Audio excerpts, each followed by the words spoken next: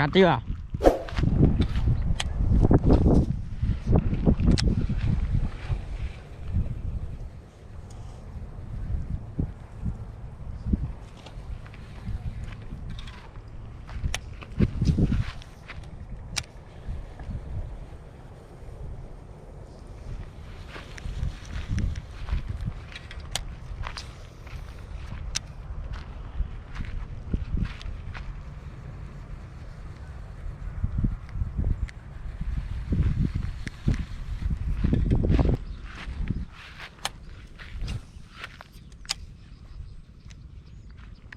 อีกแล้วใช้ไม้เดียวตอดอ่ะจะตอดไว้กินปล่อยละตัวน้อยนำมาอยู่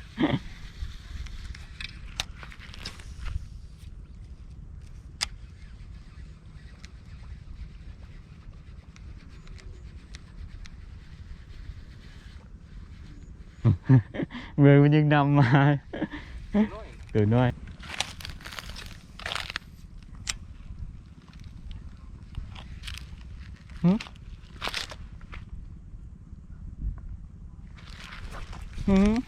ตัวน้อยกว่าเจ้าเฮ้ยหลุด หลุดแล้วเออ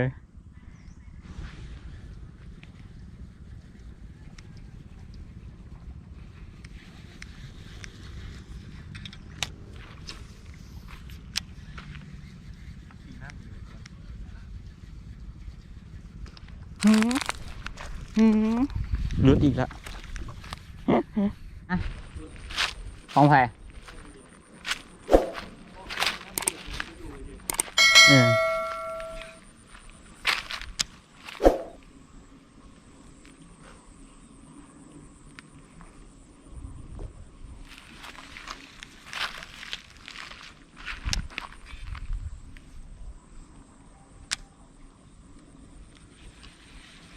มันปลากัดนะ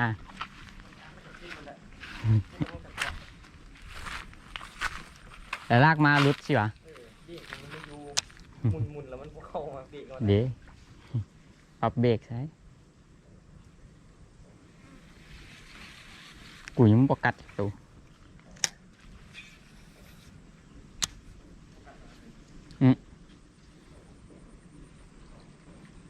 เห็นตัวดีอยู่ขึ้นบกอะไรเพื่อบกัด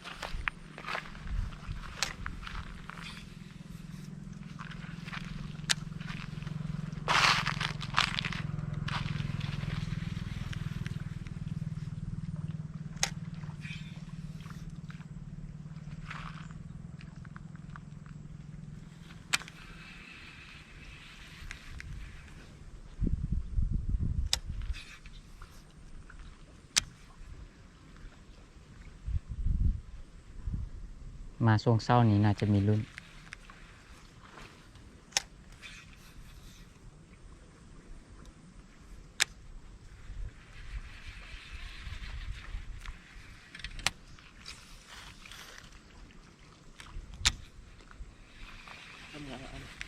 ยังพูดเราไปฟังนั้น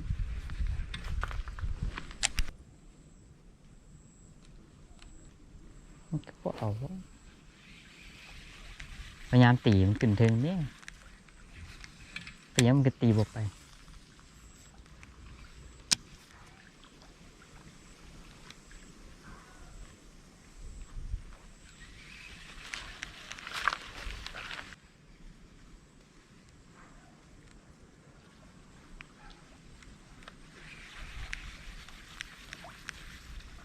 ใส่ไปหมดเสร็จแล้ว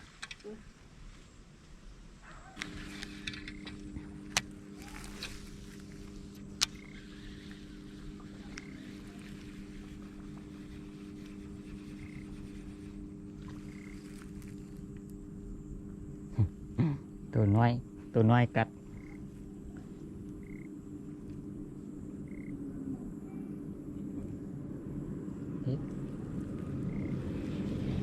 กี้กัดอยู่แม่นี่หลุดอีกแล้วคือน้ำกบก็เป็นที่บอกเดี๋ยวบาดเดียวเลยอันดาเดี๋ยวสายยังบุกไป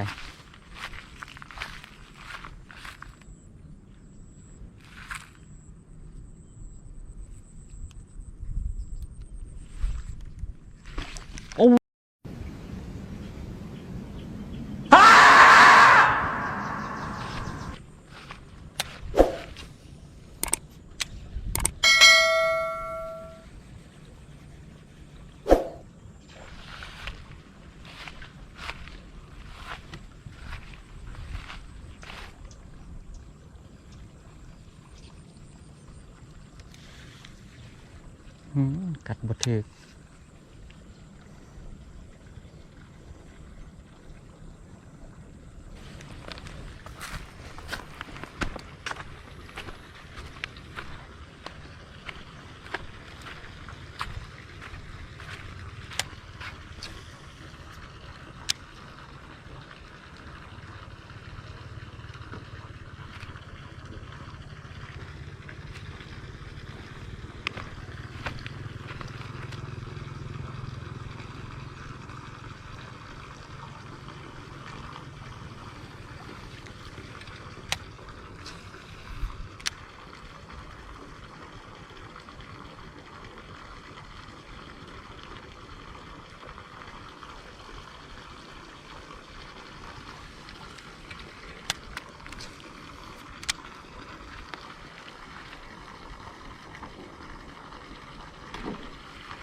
ปอ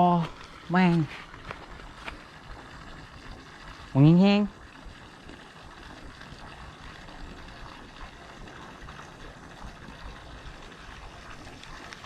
บ่ถึก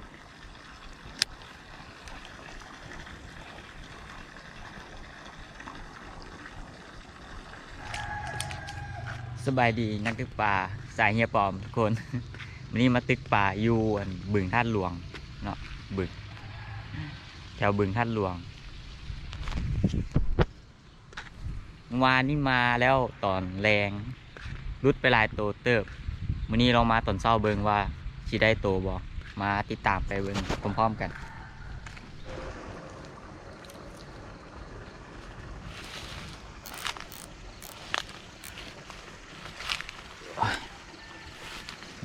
ลงไปได้บ่เนาะ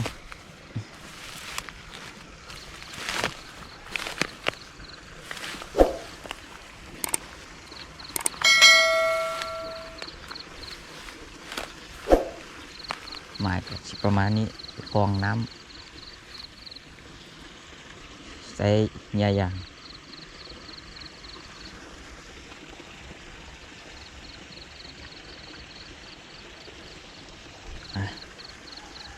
ลองกันเลย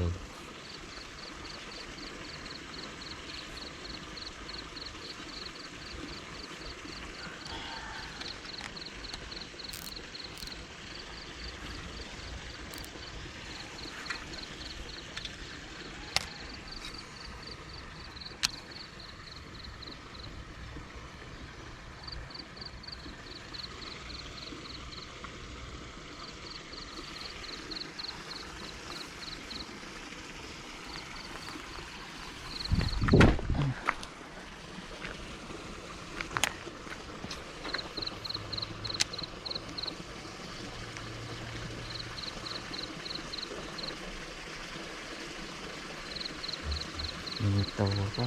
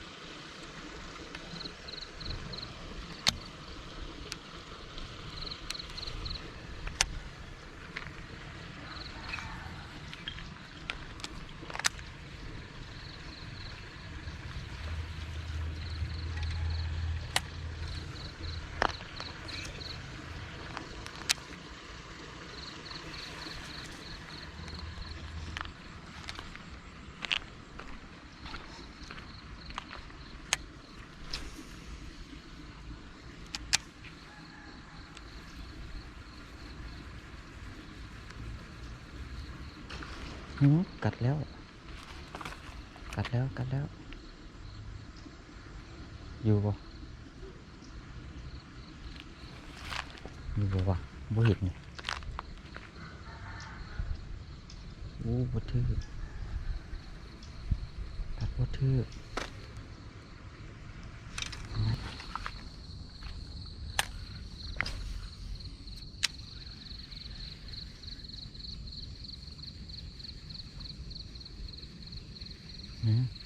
มีหนึ่งอยู่ข้างหน้าอยู่ถึง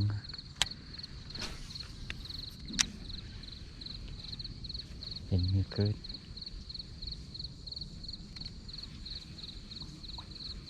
ไปละขึ้นปอดเลย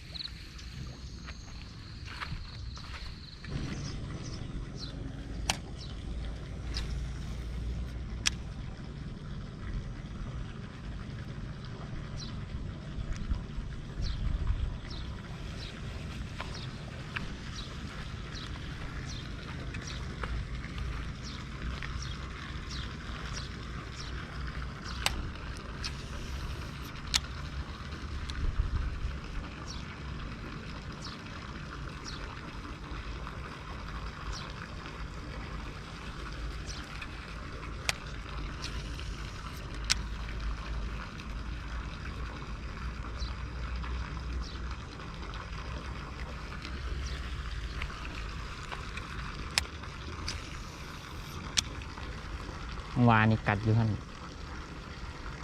แหงอ๋อบ่ถึกยังอยู่เนาะ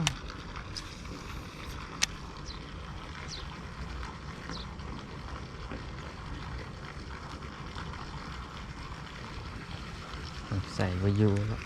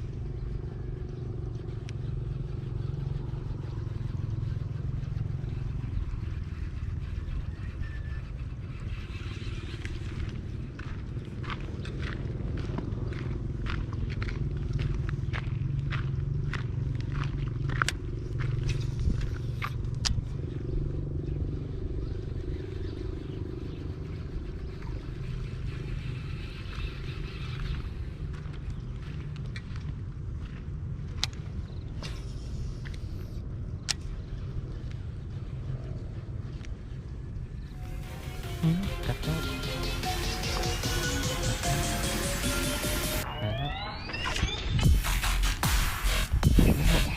ขึ้นมาแล้วโอ้โห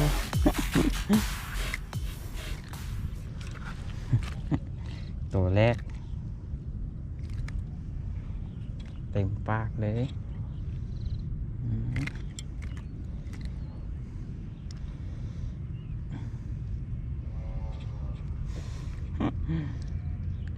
โอ้ตัวแรก